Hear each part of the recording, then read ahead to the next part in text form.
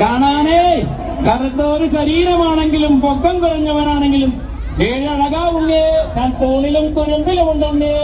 എന്നെ കണ്ടവരെ ഒരു വട്ടേ കണ്ടിട്ടുള്ളൂ, രണ്ടാമത് കാണണമെന്ന് നോക്കിച്ചിട്ട് കാണാൻ പറ്റിയില്ല ഉണ്ണേ. ഞാൻ അച്ഛന്റെ മകനാ, അങ്ങനത്തൊരു മുതലാ. കൈത്തൊഴുന്നേ കൈത്തൊഴുന്നേ